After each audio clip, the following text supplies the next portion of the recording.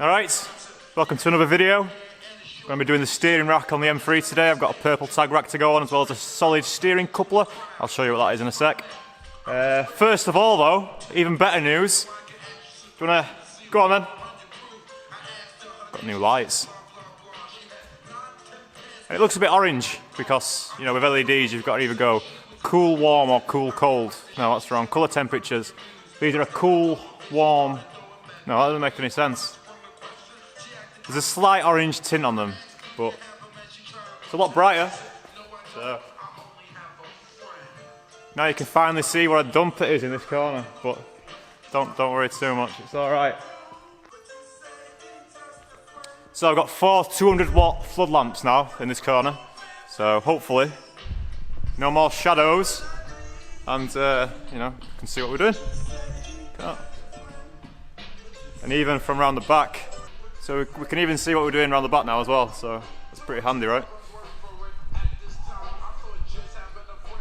Around it. Right, Integra, M3. So yeah, lights, good. You can see what we're doing now. Although it has kind of exposed just how murky it is in here, but that's fine. It is a barn, don't forget, it's literally a barn, yeah? That's why it's a bit murky. Right, so new lights aside, like I said, steering rack today on the E46, and I've got a solid steering coupler to go on at the same time. We've got new inner tie rods, new outer tie rods, all nice and fresh and good. Should be a nice, simple job, hopefully. One thing that I'm a bit worried about is the steering lines, because they are known to be weak on the M3s or any E46s. I had problems with the steering lines on my E36 as well, so you know, we could have some issues there. We might find that we need to replace some lines, but we're not going to know until we get stuck in. So let's start. Obviously need to get the front jacked up, get the old rack off. Yeah, it shouldn't be too difficult this, I'm hoping, but we'll see. I took the car out for a quick drive the other night, just a little test drive, felt good. Brakes feel good, they feel a bit numb when they're cold, which I'm hoping means that they're good when they're hot. They're Padged RS42 pads that are in them, and they've got loads of life left, so I don't really want to buy new ones yet, but at the same time I kind of feel like I should match them in the rear, and if I'm going to buy them for the rear, maybe I should just buy something better for all 4 corners. So, bit of a dilemma, but yeah, Padged RS42, if you've ever used them before, let me know. I want to know if they're going to stand up to some abuse on, specifically at the ring, is where I want to know if they're going to be any good. The ring's not that bad on brakes, is it? So they might be alright, but then again, it is a 1500 kilo car, so I want decent brakes. But yeah, let's get it jacked up.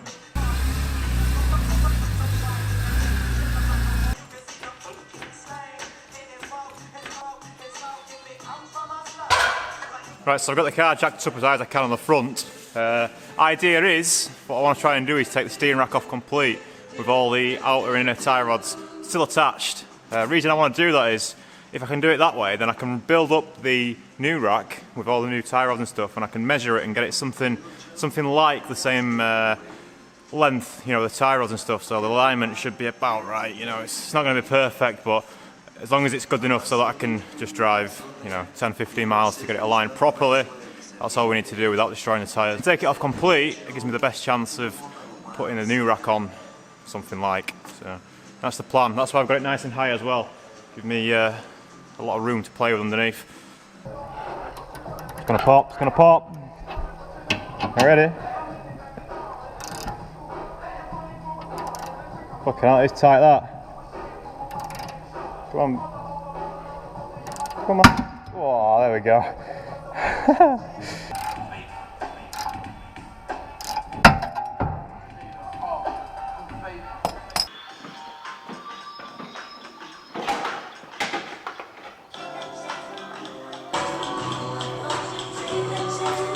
Right, I've got both steering racks off, as you can see. Well, not both off, that doesn't make any sense. I've got the E46 M3 steering rack off, the original one, and we're going to install a purple tag one now. So what does that mean? The purple tag rack is slightly faster, if you don't know. You can get them off various BMW models. I don't know exactly which ones they come from. I don't think anyone truly knows exactly which models they come from, but some compacts, some Z4s, I think, it's just various stuff.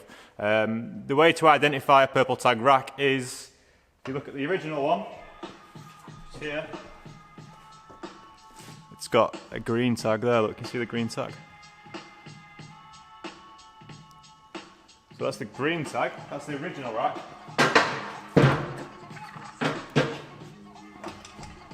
And this is our purple tag one, which obviously has a purple tag. It's going to focus. Also the part number should end in 067.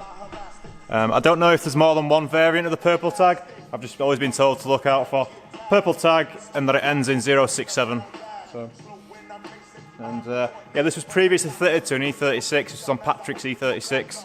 And yeah, it's got some ends on it at the minute, but they're not going to be right for what we need to use. But I've got all new inner and outer tie rods. So the plan is, we'll strip this one first, get the E46 stuff off it, and then we'll install the E46 stuff onto this, and then just try and match it up to the old one. Like I say, try and get the measurements something like, and then hopefully it'll be just about drivable on the way to get aligned. I'm not expecting to be perfect, obviously, but we just need it something like so that we can drive it on the road. Now, another thing that we're going to be doing at the same time is replacing a bush inside the steering coupler. So that just transfers the steering of the wheel into the rack. You know, I got a nice little U-joint on the bottom there. So there's a rubber bush in here.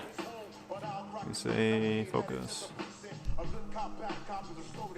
So there's a rubber bush in there. What we're going to do is we're going to replace it with this solid billet aluminium piece. And what that should do is give it a lot more direct feeling. Steering on E46s can be described as a bit vague. A lot of people who have driven a lot of different sports cars will say that a 3 Series does steer a bit vague. So, I mean, I've always felt like they steer alright, but since this part's over 100,000 miles old, it's worth changing. And we could have gone rubber, but everyone recommends these. I've not heard anyone say a bad thing about these aluminium pieces, so it should be alright. Apparently on the road, it won't make that much difference, but we'll feel a big difference on track. So, yeah. Obviously I won't feel a difference, I've not been on track yet, but as the steering rack's coming off, thought it was worthwhile doing. To get this on is a bit of a bodge, because obviously it's not meant to be there, it's meant to be a rubber bush. So we have to do some bodging. And yeah, I'm going to have to get my drill out, I think.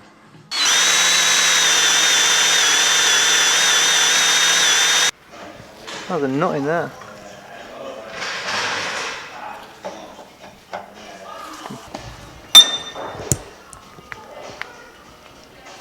Just got done doing this steering coupler with the billet piece in the middle. It was a bit of a job, to be honest. Yeah, I've got it on. It's solid. It's good. Yeah, but it took a while. I've been doing this probably for about an hour or so.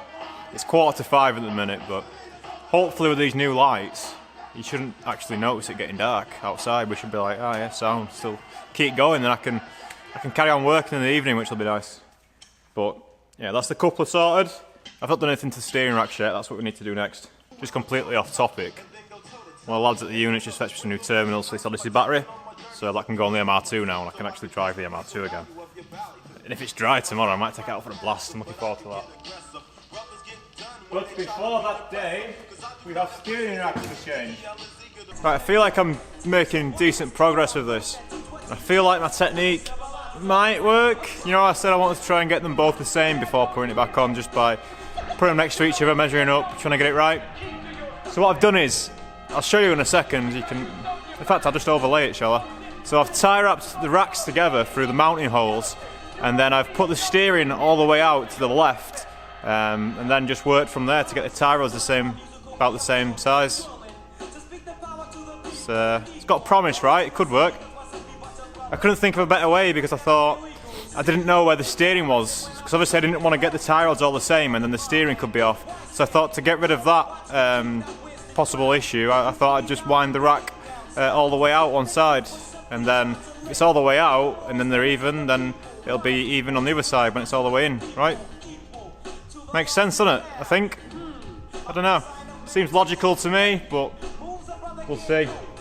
So yeah, that's just about done now. So I've got the boots on, got the tie rods on, looking good. Now I just need to put it back in the car, which shouldn't be too difficult. It's 10 to 6, but I'm going to stay in until it's done because I reckon I should have enough light, and I reckon even you might have enough light. You might even be able to see what we're doing, which is, you know, probably makes it sticking around for, eh? Oh, we might go full moon face at the end and I'll be talking to you in the darkness, but we'll see. We'll see. So yeah, hopefully that'll be alright. I couldn't really think of a better way to do it. I'm sure there is a better way to do it, but I think this might work. So Who knows?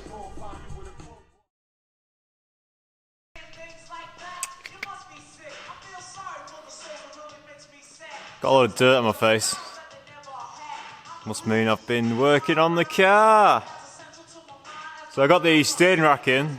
Sorry for not videoing much along the way, but I started getting really frustrated, and then decided probably best not to be on the camera.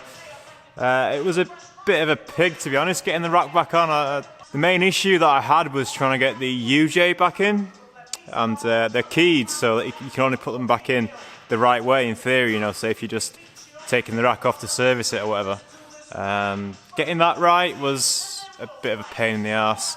To start with, I had the end on the rack, the UJ end on the rack, I had it too far down, and there was no way at all it was ever going to reach, and I was struggling with it for about an hour until I realised, oh, I've put that too far on, you know. I took the rack back off, fixed that, put it back on, and then did some other things, and then went back to the UJ, and then realised that I'd got it in the wrong position again, so I had to take it back off, put it back on. So yeah, I've done that quite a few times tonight, taking the rack on and off, but it's on now. And yeah, I've just had a walk around, and I don't know, I'll insert a clip here. You can see the wheels are looking pretty much straight. Of course, you can't really tell from your eye, it's only to give a rough guide, but I'm glad that now with the steering wheel straight, both wheels are in the middle, so roughly in the middle anyway. That's all we need, and then we can drive it somewhere to get it aligned properly. Just a few points if you're thinking of doing this yourself. It's perfectly feasible, and it's not too difficult to do on the floor.